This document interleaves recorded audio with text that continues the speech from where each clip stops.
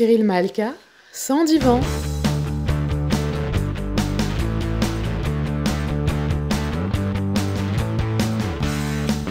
Sans divan. Cyril Malka, sans divan. Alors, bonsoir et bienvenue sur ce webinaire où donc le sujet, ça va être le TDA ou le TDAH. Alors, il y a plusieurs façons de l'écrire, hein. Vous allez en avoir qui vont écrire. Généralement, j'écris TDA/H, c'est la vieille méthode. Je sais franchement pas ce qui est la méthode officielle et je ne suis même pas sûr qu'il y en ait. Alors, avant de commencer, je me présente. Pour ceux qui ne me connaissent pas ou qui ne me connaissent pas encore, je m'appelle donc Cyril Malka. Je suis psy cognitif et comportemental et hypnothérapeute. Et vous pouvez trouver tout plein d'informations sur moi et plein d'autres informations sur beaucoup d'autres choses sur mon site principal qui est malka.fr. Et vous pouvez même prendre rendez-vous avec moi d'ailleurs si vous en avez envie ou besoin.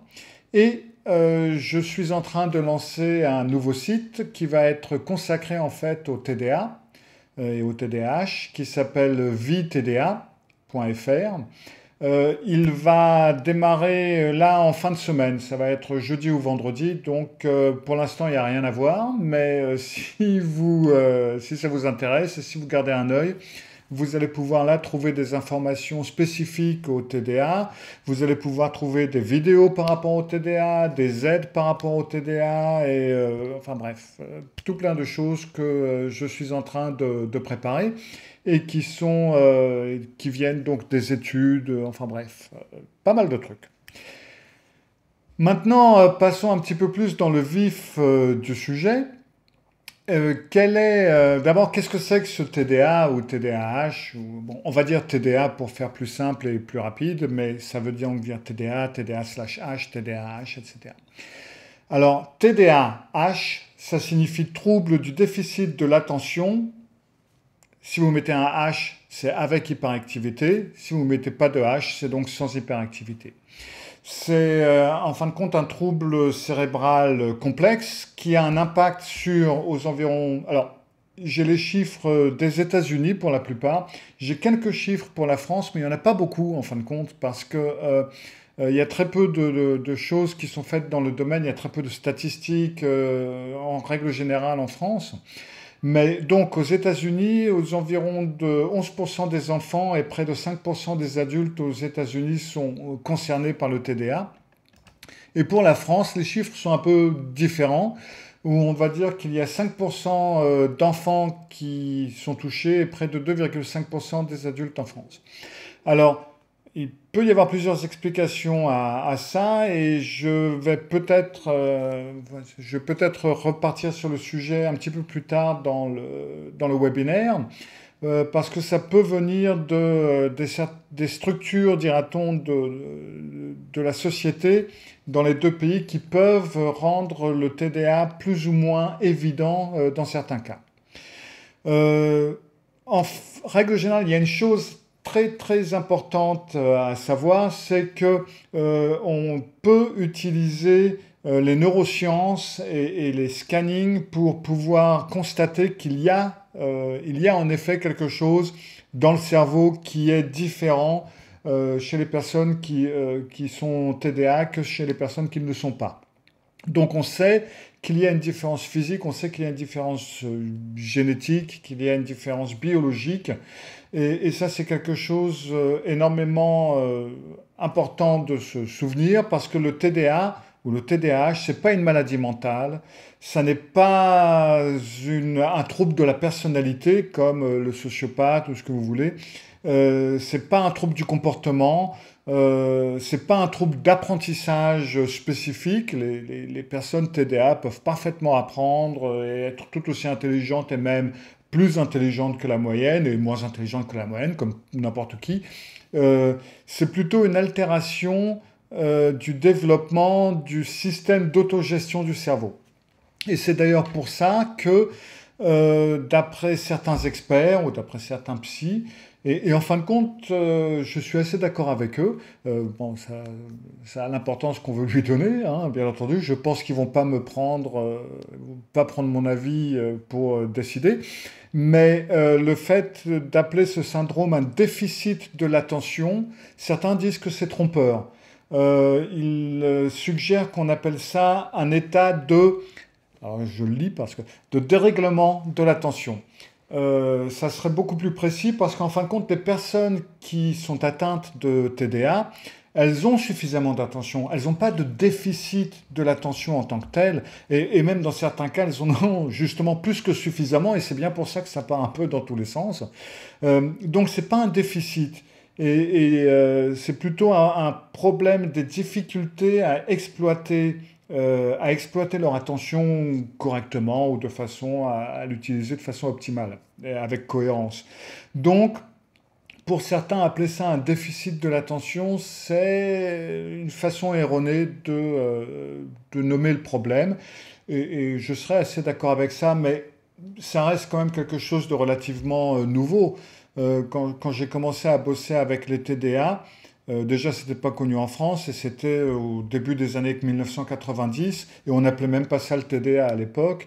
Donc, ça a encore le temps de muer, de se préciser et je suppose que d'ici quelques années, ça va être beaucoup plus précis et beaucoup plus... on saura plus facilement de quoi on parle.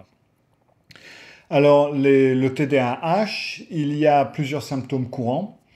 Alors là, je vais vous en nommer quelques-uns, mais il peut y en avoir quelques autres. Je ne vais pas tous vous les nommer parce que certains de ces symptômes sont un peu généraux et vont faire que ça peut dirait-on, faire des dégradés de symptômes et se proposer ou se montrer sous une autre, un petit peu sous un autre angle. Donc, en gros, les symptômes courants du TDAH, ça va être une forme d'inattention. Alors, des inattentions quelconques, des inattentions de la différente façon dont on peut être inattentif. Ça va être un manque de concentration et c'est donc cela qui a fait que beaucoup ont donc qu'on utilise le fait que c'est un déficit de l'attention. Ça va être une mauvaise gestion du temps. Ça vient souvent du fait que les personnes TDAH ont un principe de temps. Ils ont toujours l'impression que les choses qu'ils vont faire prennent moins de temps, en fin de compte, qu'elles vont en prendre. Donc, par nature, ils vont avoir une mauvaise gestion du temps parce qu'ils vont croire être capables de faire plus de choses qu'ils ne le peuvent. Et donc, tout d'un coup, quand ils vont voir que le temps presse, etc., ils vont stresser parce que tout d'un coup, zut, je ne vais pas y arriver. Et puis, en fin de compte, du fait où ils stressent, ils perdent un peu le fil de tout, et puis tout part en sucette, en fin de compte. Mais donc, la mauvaise gestion du temps, c'est généralement, je dirais que quasi tout le monde là. Toutes les personnes, parce que toutes les personnes qui souffrent, enfin qui sont atteintes de TDA, vont pas avoir tous ces symptômes, ou certains de ces symptômes, ils vont pas l'avoir. Mais je dirais que la mauvaise gestion du temps, j'ai jamais vu quelqu'un qui avait des TDA qui ne l'avait pas. Un faible contrôle des impulsions. Ils vont pouvoir être assez impulsifs dans certaines choses. Ils vont agir avant de penser.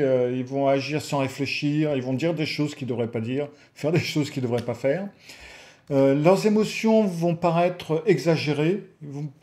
Et c'est pour ça que beaucoup de personnes de TDA, qui sont des personnes TDA, vont se croire hypersensibles. Mais en fin de compte, ce n'est pas de l'hypersensibilité, c'est plutôt oui, c'est des émotions plus intenses. Ça va être, ça vient de leur faible contrôle des impulsions, ça va généralement donner des émotions exagérées. Ils vont avoir un hyperfocus, certains d'entre elles, qui vont pouvoir hyperfocaliser, une hyperactivité. Ça va être des personnes qui vont être assises sur des épingles, qui vont bouger beaucoup, qui vont pas tenir en place. Et un dysfonctionnement exécutif. Alors le dysfonctionnement exécutif, c'est un terme qu'on utilise pour décrire des défauts ou des faiblesses dans le processus cognitif qui organise les pensées et les activités. C'est le système qui fait la priorité des tâches, qui gère le temps, justement, efficacement, qui prend les décisions. Donc les enfants ou les adultes qui sont atteints de dysfonctionnement exécutif, et ça il y en a beaucoup qui l'ont dans les TDA, ils vont avoir du mal à organiser le matériel, à réguler les émotions, à établir des horaires, à se tenir à certaines tâches. Ils vont paumer des papiers, ils vont paumer des rapports, du matériel scolaire, le rapport qu'ils devaient rendre demain, ils vont perdre des trucs, et ils vont avoir des problèmes similaires pour garder une trace de leurs objets personnels, ou garder leur chambre organisée, ou leur maison organisée. Ils vont très rapidement être désorganisés. Alors, ce sont des symptômes du TDAH.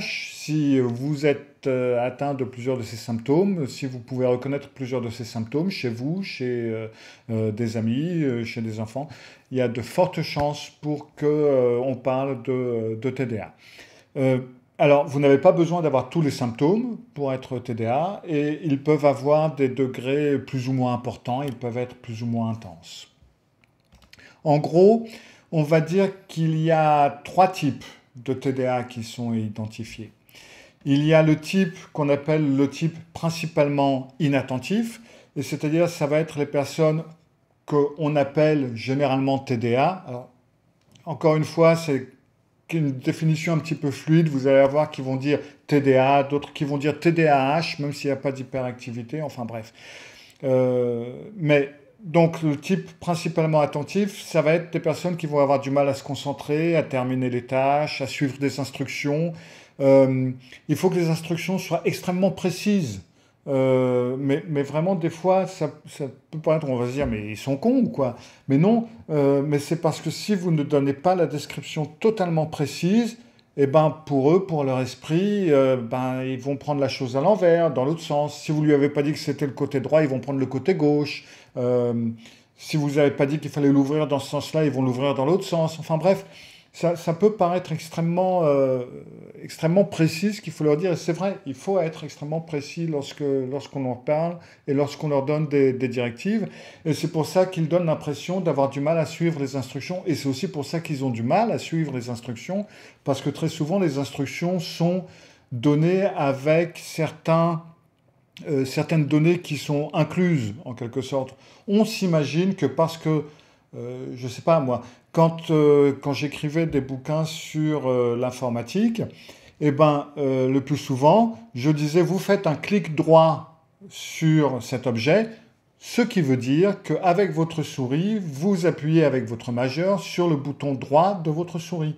Alors, ça peut paraître bizarre de dire ça, parce que ça paraît logique, on dit clic droit, bah oui, bien entendu, il y a 2 clics sur une souris, donc on va dire le clic droit, mais la personne n'a peut-être pas remarqué qu'il y avait 2 boutons, ou elle ne comprend pas vraiment ce qu'on veut dire, est-ce qu'on utilise le... Enfin bref. Donc, du fait où, en règle générale, si vous y réfléchissez un petit peu, on est assez vague lorsqu'on donne des instructions, même si on croit être précis. Et c'est là où ça peut paraître bizarre quand on parle avec quelqu'un qui est TDA et quand on n'a pas l'habitude, parce qu'on se peut dire, mais tu comprends rien ou quoi? Mais si, mais il faut que ce soit précis et il faut des fois donner des détails qui peuvent nous paraître évidents. Donc ces personnes sont aussi souvent dans la lune, vont oublier de faire leurs devoirs, ou vont oublier leur téléphone portable quelque part, ou des conversations, hein, même toute une conversation peut être zappée, enfin bref. Pour ce qui est des enfants, très souvent, on ne va pas remarquer les enfants qui sont atteints de ce type de TDA parce qu'ils n'ont justement pas l'hyperactivité. Et ça veut dire que généralement, ils ne vont pas perturber l'environnement, ils ne vont pas faire des conneries à la maison, ou ils ne vont pas faire les clowns en classe, ils ne vont pas être toujours en train de courir partout. Et donc, on va dire, oui, il est un peu dans la lune, mais il est bien gentil, quoi. Bon, il faut lui répéter les choses plusieurs fois, mais bon, il n'y a pas trop de soucis. Enfin bref, donc, et c'est un petit peu pour ça que tout au début où j'ai dit, il y a peut-être moins de diagnostics en France qu'aux États-Unis. Et ça peut venir justement du fait où on ne diagnostique pas un enfant en TDA en France juste parce qu'il est dans la lune, quoi. Et pendant longtemps, ça peut être le seul symptôme visible, plus ou moins. Il oublie souvent ses devoirs. Il va falloir que tu fasses plus attention. Et on ne va pas plus loin que ça. Mais donc ça, c'est le type principalement inattentif. Et vous avez le type principalement hyperactifs impulsifs. Et ça va être les personnes que généralement on va dire sont les TDAH, donc avec l'hyperactivité. Et ça vraiment, je sais pas si je sais même pas si elle existe toujours cette pub. Moi, ça fait longtemps que je suis parti de la France. Mais à l'époque, il y avait une pub pour Duracell. Ouais, il y avait la pile Duracell dans le petit lapin. Et puis le petit lapin, il y allait sur son tambour. Et puis, blim, blim, blim, blim, puis il s'arrêtait pas. Il continuait, il continuait, il continuait. Et ben, un enfant hyperactif, c'est à peu près ça, quoi. Vous l'allumez le matin. Elle existe encore, me dit Capucine. Ok, merci. Et donc vous l'allumez le matin, les jambes commencent à bouger, et puis boum, vous le mettez par terre, et puis boum, il est parti pour toute la journée. Ben, c'est à peu près ça. Et ils ont beaucoup moins de contrôle de leurs impulsions que les TDA. Les TDA, sans l'hyperactivité, ont plus de facilité quand même, enfin plus de facilité, ils gèrent mieux les impulsions. Mais ça va être des personnes qui vont bouger, se tortiller, qui vont parler au moment les plus inappropriés possibles. On va leur dire, mais attends, tu vois pas qu'on était en train de parler, quoi. Elles sont impulsives, elles sont impatientes, elles sont un peu plus... elles vont agacer plus souvent. Et c'est ce qui va être, dans tous les cas, que l'on parle de TDA ou de TDAH, donc du premier type ou du deuxième type, on va avoir des personnes qui vont avoir un grand manque de confiance en elles, parce que dans l'un des cas, elles vont se sentir bêtes parce que pourquoi t'as pas fait ça? Mais si, je te l'ai dit, oh, tu comprends rien, parce qu'on leur donne pas les explications précises. Donc elles vont se sentir un petit peu nulles. Et dans l'autre cas, parce que encore une fois, je veux dire, c'est pas des enfants qui manquent d'intelligence, ils peuvent parfaitement voir ce qui se passe. Donc ils peuvent bien voir que les gens sont agacés, et ils énervent tout le monde. Et donc, dans ce cas-là aussi, il va y avoir un manque de confiance en eux. Et dans ce cas-là, ça va encore plus aggraver l'état dans lequel ils sont. Et donc, le troisième type, c'est le type qu'on appelle le type principalement combiné. Et ça va être donc le type qui va mélanger les symptômes des deux types. Alors, comme on va le voir là dans un instant, il y a 9 symptômes identifiés dans chaque type. Et pour qu'une personne soit de type principalement combiné, il lui faut au moins 6 des 9 symptômes dans chaque type. Donc 6 symptômes de l'un et 6 symptômes de l'autre. Et dans ce cas-là, on va dire que c'est un type principalement combiné. Alors, ces symptômes, c'est quoi? Alors, pour le type principalement inattentif, alors les 9 symptômes, ça va être que, premièrement, il ne parvient pas à accorder une attention particulière aux détails. Il va avoir une tendance à commettre des erreurs d'inattention. Dans les travaux scolaires, ça va être des fautes d'inattention, ça va être des erreurs grossières de choses qu'il sait parfaitement, tout simplement parce qu'il n'est pas attentif, parce qu'il ne peut pas garder son attention focalisée suffisamment longtemps sur un truc. C'est un petit peu comme s'il voit les choses de façon un petit peu globale. Il va avoir du mal au travail, par exemple, ou au cours de différentes activités. En gros, on va dire qu'il va négliger les détails, il va les rater, il va rater des détails. Le travail est imprécis, c'est un petit peu comme si c'était jamais totalement fini ou totalement précis. Il va avoir du mal à soutenir l'attention dans les tâches ou dans certaines activités de jeu. Il va avoir du mal, par exemple, à rester concentré pendant des conférences ou pendant des conversations. Si la conversation est un peu longue, et si on ne sait pas garder son attention, il ne va pas pouvoir. Alors là, on va dire, si on est un bon prof, si on a un élève qui est TDA à l'école, si vous êtes un bon prof actif, qui peut les motiver, qui peut retenir l'attention, ouais, ça va marcher. Mais si vous êtes un prof qui va se contenter d'énumérer des faits ou des chiffres, qui parle d'une voix peut-être un peu monotone, qui ne bouge pas beaucoup, qui parle très lentement, alors là, après 5 minutes, vous les avez paumés, quoi, en gros. C'est un petit peu ce genre de truc. Il faut que le jeu, les activités, il faut qu'il y ait de l'action, il faut que ce soit quelque chose qui se produise. Et c'est pour ça que, généralement, les gens vont dire, bah ouais, mais il manque pas d'attention parce que tu le mets devant un jeu vidéo et puis c'est bon, tu vois, là il sait parfaitement par contre ce qu'il faut faire. Ah, mais lire un livre, non. Eh ben oui, c'est comme ça. Il faut que le livre soit très bien écrit et très intéressant pour qu'il puisse le lire. Sans ça, il va en commencer 17 et il va en finir un, quoi. Il, très souvent, ne semble pas écouter ce qu'on lui dit quand on lui parle directement. Et ça peut être agaçant parce que vous avez un petit peu l'impression que vous êtes en train de lui parler et puis regardez, puis on dit, mais hey, je te parle, quoi. Hein. Et très souvent, il va falloir attirer son attention. Il va falloir garder le contact oculaire et dire, attends, regarde-moi et écoute-moi bien. Et justement aussi dire des choses relativement courtes, ne pas y aller d'un grand dialogue justement à cause de, pour soutenir l'attention, après 20 secondes, boum, il est pareil, quoi. Donc, l'esprit peut rapidement sembler être ailleurs, même s'il n'y a aucune distraction évidente. Hein. C'est pas nécessairement parce qu'il se passe quelque chose à côté, à droite, à gauche. Non, non, c'est tout simplement parce que je ne peux pas se concentrer sur la conversation. Très souvent, il va pas donner suite à certaines instructions et il va finit pas de terminer les travaux scolaires, les tâches sur le lieu de travail, etc. En fin de compte, alors là, il y a plusieurs explications, ça dépend un petit peu du truc, mais en fin de compte, c'est parce que les instructions, il va comprendre la moitié de l'instruction, par exemple, et c'est pour ça qu'il va pas donner suite. Ou alors, il va commencer et puis, tout d'un coup, il va partir sur autre chose. Il est en train de ranger quelque chose et puis, tiens, tout d'un coup, il trouve un album photo et au lieu de le mettre à sa place, il l'ouvre. Oh, tiens, etc. Et puis, il pense à autre chose et il est barré ailleurs, quoi. Donc, il finit pas les tâches, il commence plein de trucs, il commence les tâches, mais il perd le focus très rapidement, et puis il va être distrait, il va passer à autre chose, tout simplement.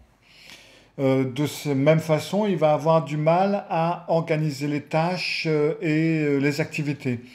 Il suffit qu'il y ait deux ou trois trucs par-ci par-là, et puis ben, il va être submergé en quelque sorte. Et il va pas savoir par où commencer, par où finir, dans quelle direction faire, mais je commence par où.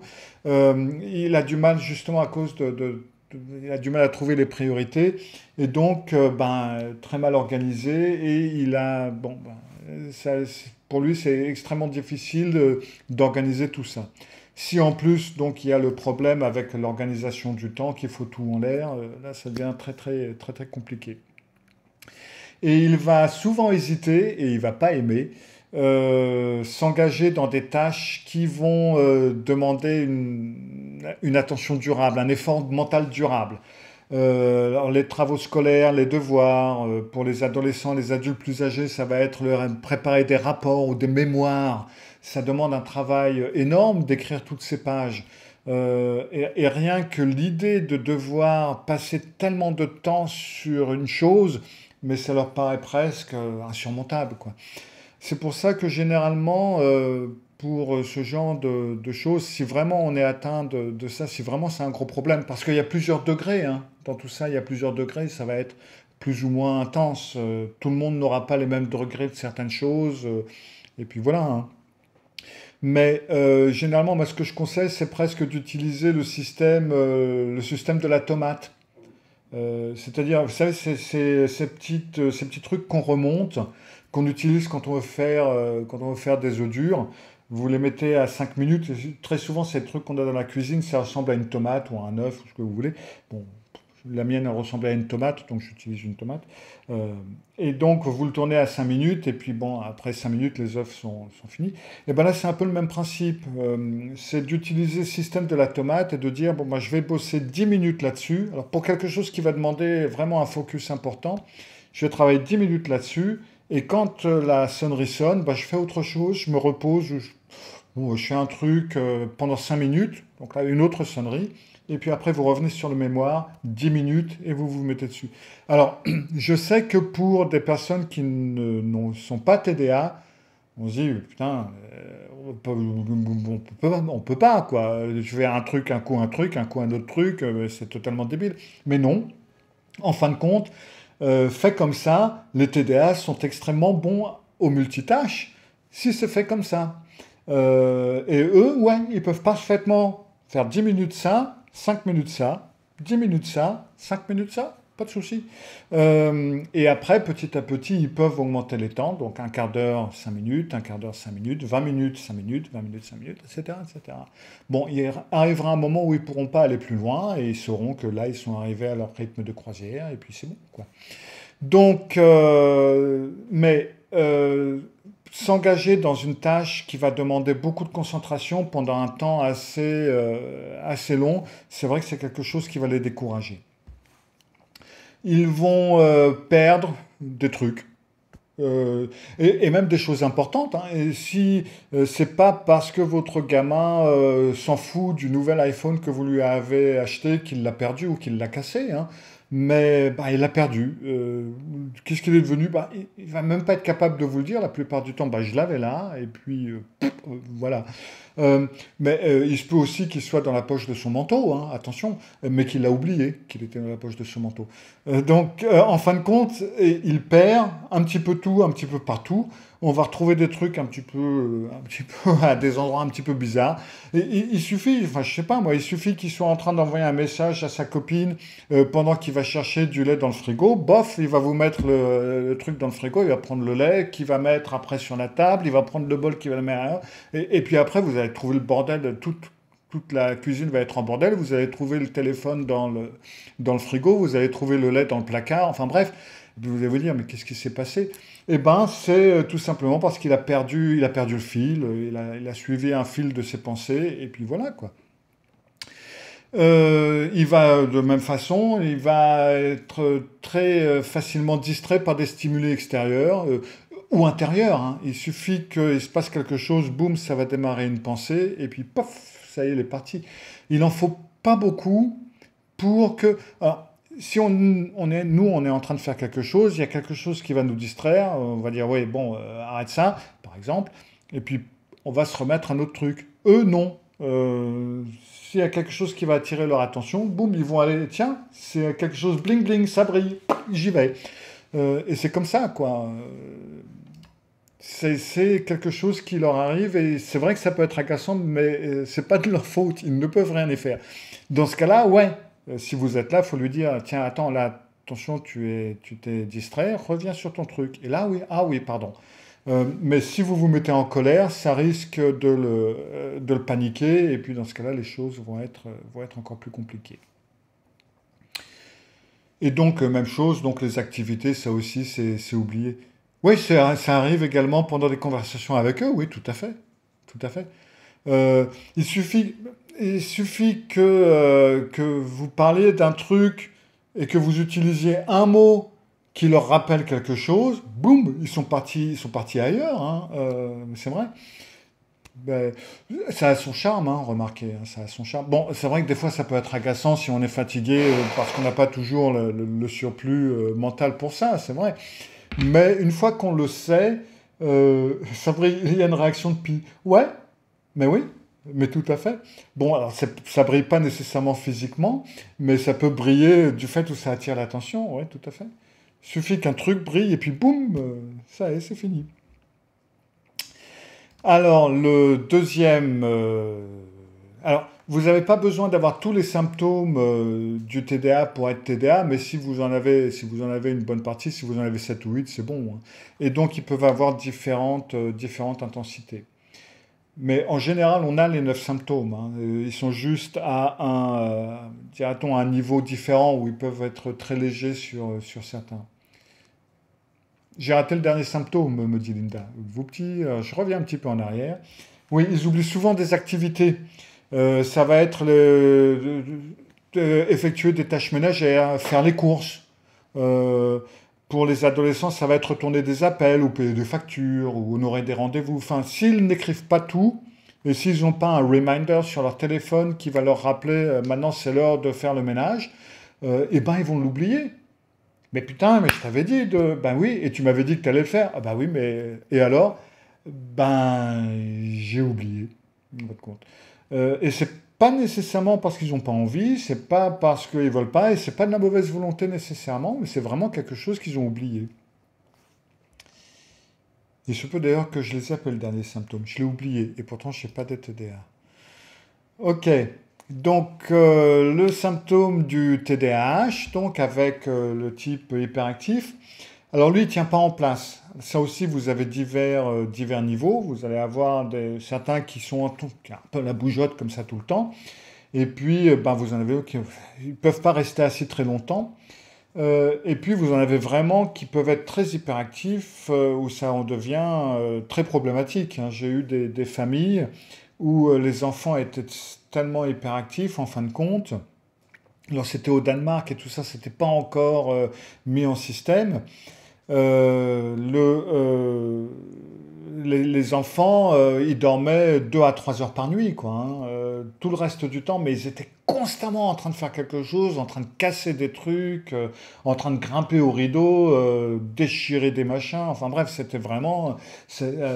J'en ai connu qui ont eu des aides à domicile pour s'occuper de leurs enfants et où les enfants ont eu des symptômes, enfin ont été considérés comme handicapés. Enfin, les parents étaient considérés comme étant parents d'enfants handicapés parce que ça pouvait vraiment aller très très très loin. Est-ce que quelque chose qui les intéresse vraiment peut être marqué par une diminution des symptômes? Oui. Parce que, et ça c'est l'avantage des TDA, ils peuvent être hyper focus. Si quelque chose les passionne vraiment, ils peuvent par contre vraiment avoir toute leur attention basée sur ce truc. Et je dirais presque qu'ils peuvent avoir plus de concentration que nous autres sur quelque chose, sur certaines choses. C'est vrai, on peut se dire, bah, attends, bah, tu peux parfaitement te concentrer, qu'est-ce que c'est que ces conneries? Alors pourquoi tu fais pas ça tout le temps? Eh merde, on s'est encore fait avoir. Mais oui, ça peut, quelque chose qui les intéresse vraiment peut donner l'impression que enfin, donne une impression de diminution des symptômes. Un petit peu justement comme un jeu vidéo qui est toujours en motivation, qui active toujours le cerveau. Alors c'est pas tous les jeux vidéo qui vont avoir le même effet, mais certains jeux vidéo vont avoir cet effet sur les TDA et vont faire qu'ils vont se sentir presque relaxés en le jouant, hein. Ou des fois, nous, on peut se dire, mais putain, comment il peut se relaxer avec un jeu comme ça? Eh ben ouais. Euh, et oui, on peut avoir l'impression que. Mais c'est quelque chose qu'ils peuvent apprendre avec le temps, bien entendu, mais ça sera jamais exactement. Ça changera jamais. Ça va être diminué, ça va être amélioré, mais ils ne disparaîtront jamais. Donc, ne tient pas en place. Un petit peu le même principe, il va partir de son siège dans des situations où on s'attend qu'il y reste, par exemple, où il va rester en place. Par exemple, il va être au travail et tout d'un coup, il va se lever à un moment donné où justement, il ne faut pas se lever. Et on se dit, mais qu'est-ce que... Et là encore, c'est un peu, c'est le principe de l'impulsion. Il a envie de se lever, il va se lever, quoi. Il va courir beaucoup, il va grimper dans des situations où on ne s'y attend pas. Alors, chez les adultes, chez les adolescents, ils vont pas grimper au rideau, mais ils vont être agités. Euh, je me souviens qu'un jour, j'étais à une conférence avec un autre psy qui assistait à cette conférence avec moi, et je savais qu'il avait des TDA. Et je me souviens, il était assis à côté de moi et il avait sa jambe qui bougeait comme ça constamment. Et le mec, il bougeait un petit peu constamment. C'était super difficile de me concentrer sur la personne qui faisait la conférence. Et donc, dans ce cas-là, c'était le symptôme. S'il avait été enfant, il se serait levé, il aurait couru, etc. Mais étant arrivé à l'âge adulte, ou même déjà à l'âge adolescence, eh ben, il avait appris, dira-t-on, le code social avait fait la prime là-dessus, et donc ça se limitait à cette agitation. Et donc, un petit peu dans le même sens de l'idée, il a du mal à se consacrer à des loisirs tranquilles, à des activités tranquilles. Et c'est là où on se dit, mais il tient jamais en place, quoi. Je dis il parce que ça arrive aux garçons et aux filles, mais c'est un fait que c'est plus souvent les garçons qui ont le trouble de l'hyperactivité. Et généralement, ça va en s'atténuant et ça peut aller jusqu'à disparaître à l'âge de la puberté.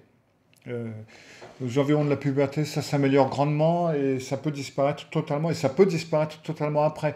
Ou donc parce que quand je parle du type 1 et du type 2, personne n'est bloqué dans l'un des types.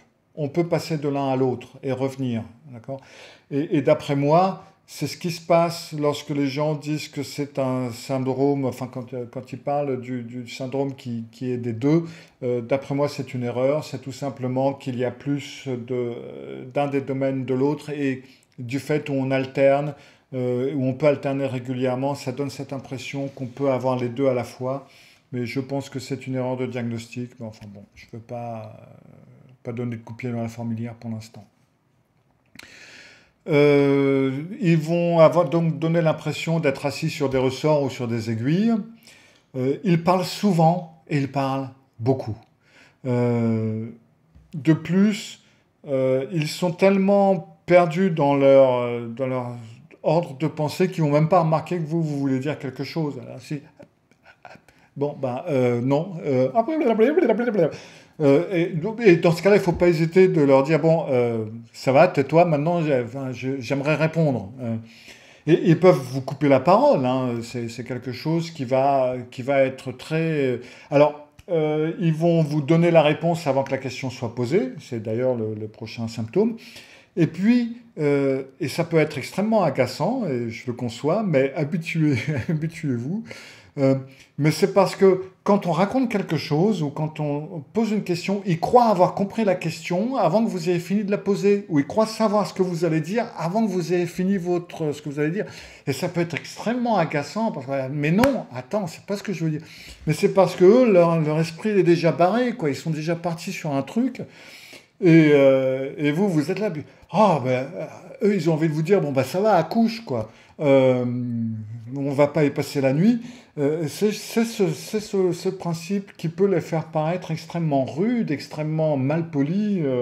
Ils vous coupent la parole, etc., etc. Ça, c'est un truc qu'on remarquera souvent. Et ça peut se produire également pour ceux qui ne sont pas hyperactifs, hein. C'est quelque chose que j'ai vu chez beaucoup de TDA, même s'ils n'avaient pas d'hyperactivité. C'est quelque chose de très courant. Ou bien parce que ça les ennuie, parce que vous parlez trop longtemps, ou parce que vous êtes trop lent, ou parce qu'ils jugent que vous êtes trop lent, ou bien parce qu'ils ont quelque chose à dire et ils vont vous le dire, quoi, en quelque sorte. Donc, dans le même ordre d'idées, ils ont souvent du mal à attendre leur tour, que ce soit pour parler, pour faire quelque chose, ce que vous voulez. Et ils ont c'est à moi, c'est à moi. Et puis ils vont tout simplement vous interrompre ou tout simplement ils vont se mêler de ce qui ne les regarde pas, quoi. Vous dites quelque chose d'intéressant, vous êtes assis à la table d'à côté. À la table d'à côté, il y a des mecs que vous connaissez pas et puis ils trouvent ça intéressant. S'il a un TDA, il risque de se mêler de votre conversation. Vous allez dire, mais de quoi je me mêle? Oui, c'est comme ça. Donc là, vous avez donc les deux syndromes principaux. Et donc, d'après le DSM-5, donc le diagnostic statistique, etc., etc., si vous avez 6 des symptômes qui sont ici et 6 des symptômes qui sont dans l'autre, vous avez le double, quoi. Mais personnellement, je trouve que les 9 symptômes peuvent être réunis en fin de compte en un symptôme, parce que je trouve que c'est tout simplement, en fin de compte, une dénomination de la même chose. Mais ça s'exprime de 9 et de plus de 9 façons, en fin de compte. Donc ne prenez pas ça comme une chose en disant, il n'a pas tous ces symptômes, mais il en a d'autres. Il nous coupe souvent la parole, par exemple, etc., etc. Pour vous dire, il n'a pas d'hyperactivité. Ce que je veux dire, c'est que ça se décline de différentes façons. Et le plus important, c'est que vous compreniez l'essence du truc, de l'hyperactivité et de l'impulsivité, en gros. Pas seulement le détail de l'hyperactivité. Alors maintenant, on en arrive aux causes de l'hyperactivité. Alors, c'est bien entendu la faute de la mère. Oui, tout à fait. C'est la faute de maman. Non, c'est pas du tout. Est-ce possible de cacher des symptômes aux autres? Oui, tout à fait. Les personnes... C'est une très bonne question d'ailleurs, Linda. Parce que, par exemple, et ça va être quelque chose que vous risquez de voir très souvent chez les enfants. Et ça va être, par exemple, vous êtes maman et votre enfant a TDA et même de l'hyperactivité. Et bon, ben, à la maison, c'est un gros problème. Et puis vous avez la grand-mère, votre mère ou la belle-mère, ça dépend ça dépend de ce que vous voulez. Et ben, donc des fois, vous allez l'envoyer chez elle pour vous libérer un petit peu l'esprit, parce que ça peut être un peu compliqué. L'enfant, à partir du moment où il va chez la grand-mère, il va concentrer toute son énergie pour bien se comporter. Parce que il n'est plus à la maison, et il sait que là, les règles sont peut-être plus strictes, ou qu'il ne veut pas de problème avec mamie. Et donc, il va concentrer toute son énergie pour se comporter merveilleusement bien. Ce faisant, vous allez avoir la mamie qui va vous dire, tu vois, c'est toi qui ne sais pas t'y prendre, parce que chez moi, eh ben, il se comporte toujours bien. Et le pire, c'est que quand il va revenir chez vous, du fait où il aura utilisé toute cette énergie, toute cette concentration pour bien se comporter pendant une journée ou 2 journées, eh ben, une fois qu'il arrive chez vous, il va tout lâcher et vous allez souffrir. Donc oui, c'est parfaitement possible, mais dans ce cas-là, ça va demander énormément d'énergie, mais c'est parfaitement possible s'ils ressentent que c'est nécessaire, qu'ils doivent donner une certaine impression pour un entretien d'embauche ou autre, ou par exemple dans la situation que je viens de vous nommer. Eh bien oui, ça va être quelque chose qui est tout à fait possible. Alors les causes des TDA, pour être parfaitement franc, on ne sait pas. D'accord ? On sait, alors je vais vous dire ce qu'on sait, c'est qu'on sait qu'il y a un problème génétique, un problème héréditaire, et on sait qu'il y a des gènes qui pourraient être inclus là-dedans, mais on ne sait pas encore lesquels. Pour l'instant, les recherches indiquent que les gènes qui sont liés à la dopamine et aux neurotransmetteurs jouent un rôle précis, très précis même, dans le développement du TDA. Lequel, comment, pourquoi, on ne sait pas. Ne croyez pas aux gens qui vont vous dire c'est la faute de la société, c'est la faute de la maman, c'est la faute du papa d'ailleurs, ou de la famille, ou c'est la faute des jeux vidéo, ou c'est la faute de trop de sucre. Ça, c'est une connerie assez incroyable. Et c'est pas la faute des parents, c'est pas la faute de tout ça. D'accord ? La raison est génétique. Ça, on le sait. On sait qu'il y a quelque chose qui ne se passe pas comme ça devrait se passer. On ne sait pas pourquoi, on ne sait pas comment. Un point, c'est tout. Il y a des recherches supplémentaires qui suggèrent qu'il y aurait certains produits chimiques qui pourraient augmenter le risque qu'un enfant développe le TDA, mais qui augmentent le risque. C'est-à-dire que le risque est là déjà, il y a le gène déjà, il y a le problème déjà, et ce facteur-là pourrait précipiter ou aggraver le cas, mais ça n'est pas encore sûr. D'accord ? Donc, on sait que certaines vitamines, certains éléments peuvent améliorer les conditions. On sait que ça va pouvoir, que de manger certaines nourritures et manger certaines vitamines vont rendre la tâche plus facile au niveau du traitement pour la concentration, etc. Tout comme on sait que le poisson contient des vitamines D, contient du phosphore, etc., qui peuvent motiver de façon positive le développement de certains neurones, de certaines connexions, etc. Donc on sait que certaines nourritures peuvent améliorer, mais pas guérir.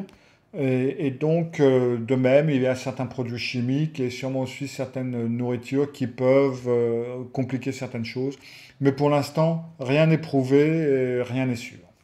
Donc, les causes, ne croyez pas à ce qu'on vous dit si on commence à vous parler du fait de mauvaise éducation, des trucs dans ce genre-là. Et ça, c'est surtout très mauvais lorsque vous allez avoir des psys à la graisse d'oie qui vont vous dire des trucs, bah oui, vous êtes une femme seule, il a besoin d'une bouaille, il a besoin d'un homme, bla bla bla, etc. Oui, non. Qui vont vous forcer la culpabilité, ça va compliquer plein de trucs. Non, non. La seule chose qui pourrait être vraie, c'est que beaucoup d'hommes vont cadrer certaines choses et que les personnes qui souffrent de TDA, enfin qui sont des personnalités TDA, ont besoin d'une structure relativement solide, de savoir à quoi s'en tenir. Donc, bon, ben, si il y a un bonhomme qui peut faire ça, pas mal, mais ça, à la limite, vous n'avez pas besoin d'un homme pour le faire. Vous pouvez parfaitement mettre des limites vous-même et mettre un système vous-même pour votre enfant. Alors, bah justement, les enfants.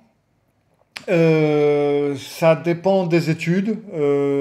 Pour point de vue statistique, alors d'après les études, dans tous les cas aux États-Unis, eh ben, un enfant sur 10 âgé de 5 à 17 ans se verra diagnostiqué TDAH.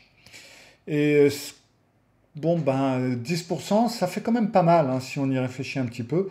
Et en fin de compte, c'est même beaucoup parce que c'est ce qui fait que le trouble, c'est le trouble neurodéveloppemental des enfants qui est le plus courant dans plusieurs pays, dont les États-Unis.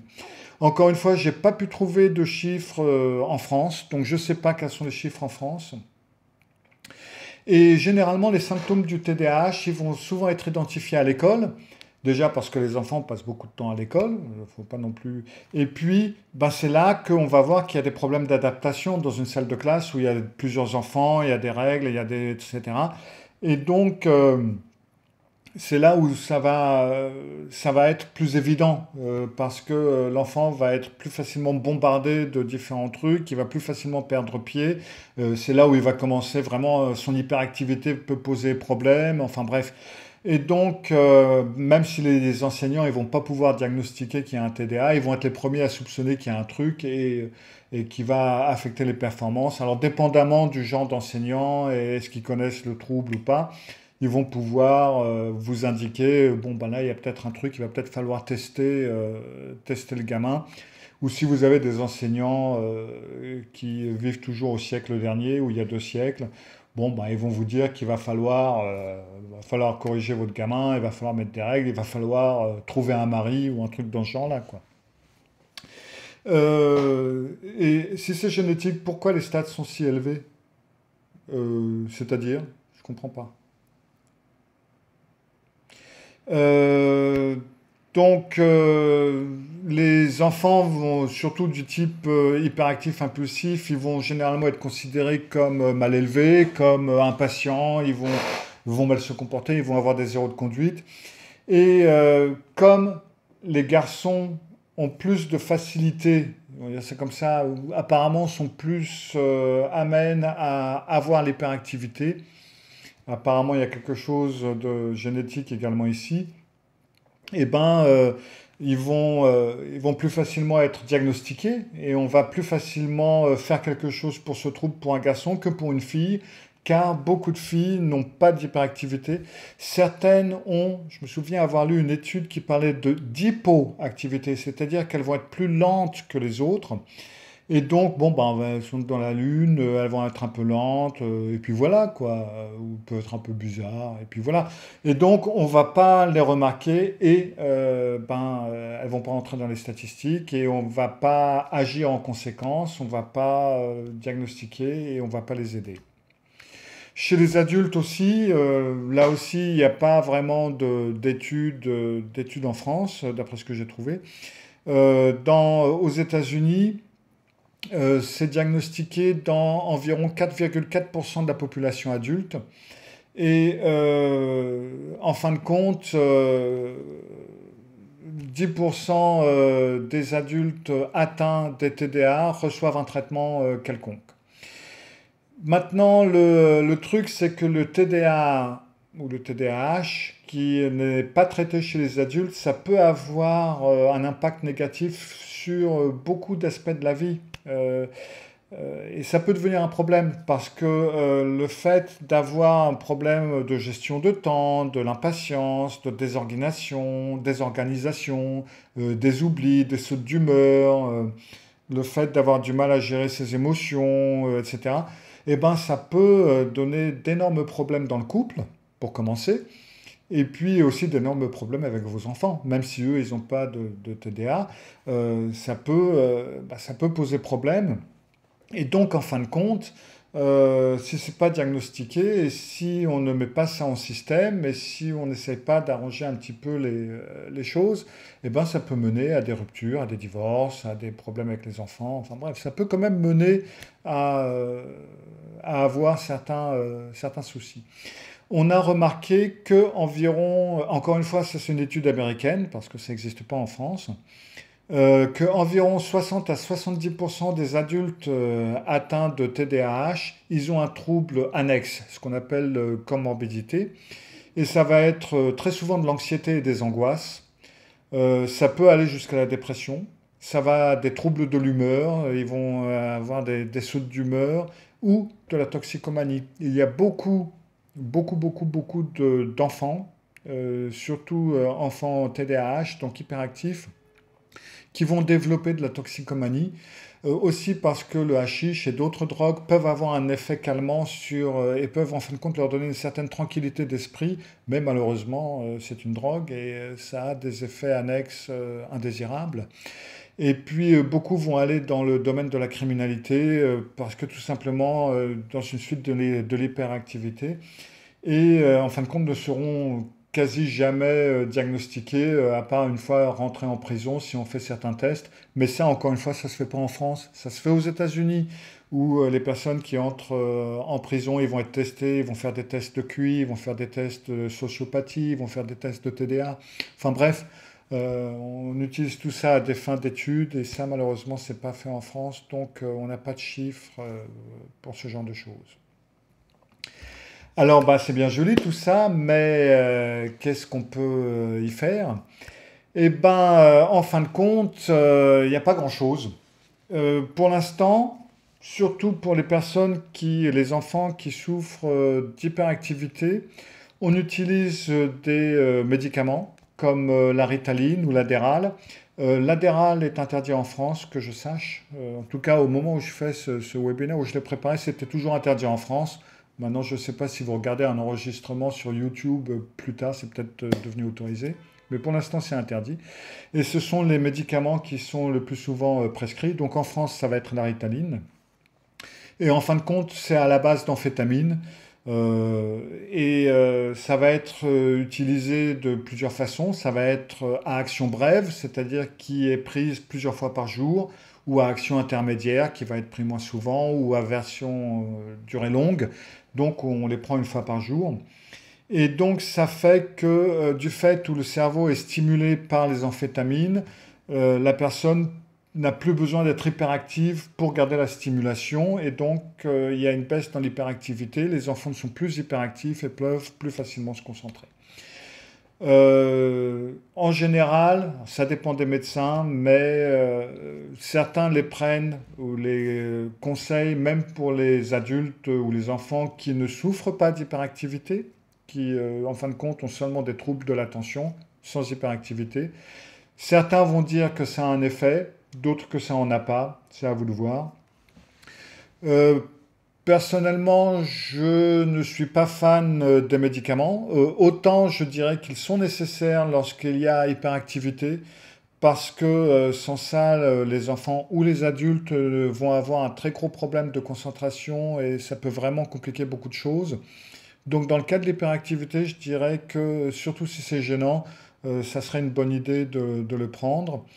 Mais pour l'autre, je suis très dubitatif parce que souvenez-vous que les médicaments, quels qu'ils sont, les amphétamines, ça a des effets secondaires et voilà. C'est pas toujours que bon et c'est peut-être pas toujours nécessaire. En règle générale, les meilleurs résultats ont été obtenus avec de la thérapie comportementale et cognitive et éventuellement avec les médicaments. Vous n'allez pas avoir de résultats positifs seulement avec les médicaments. Il va falloir un cadre, il va falloir des habitudes, il faut vivre une vie réglée un entraînement cognitif, un entraînement avec un thérapeute cognitif et comportemental pour aider la personne à gérer les situations.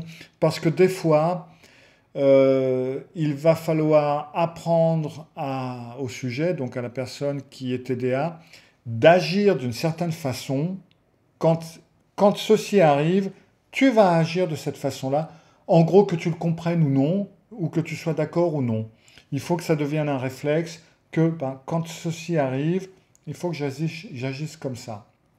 Après, la compréhension vient plus tard. Mais au départ, on peut des fois être obligé à apprendre, à enseigner un comportement avant de pouvoir enseigner la cognition. Donc tout ça, ça se produit au travers d'une thérapie cognitive et comportementale, en présentiel ou en virtuel.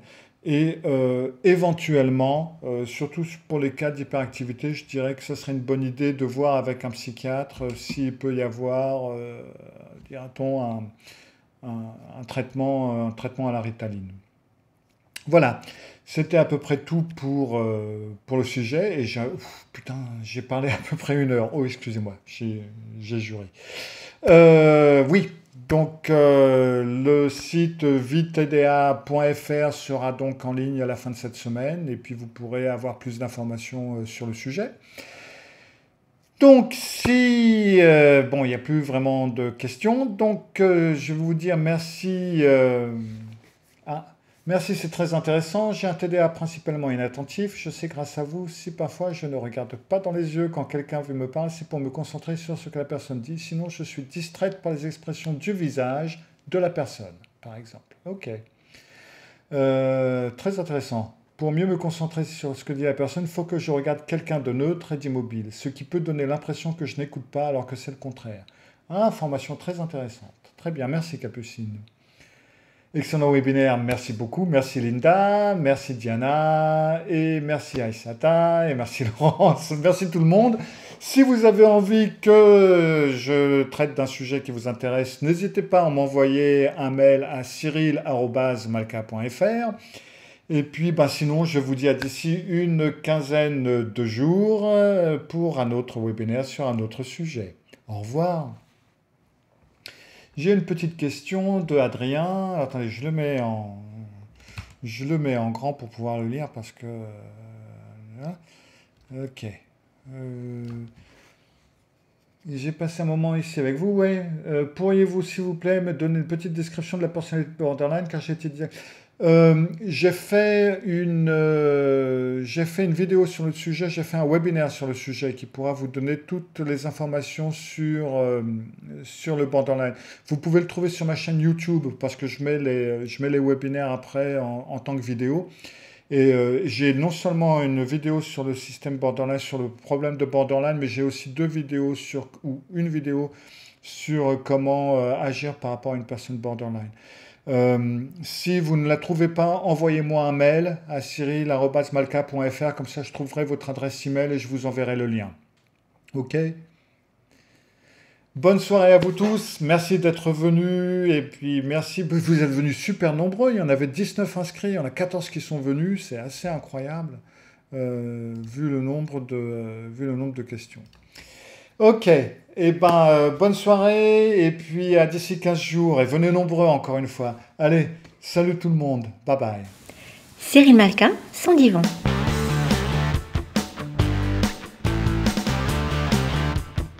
Cyril Malka, sans divan.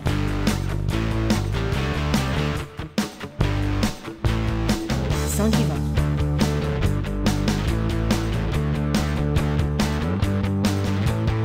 Sans divan. Cyril Malka, sans divan.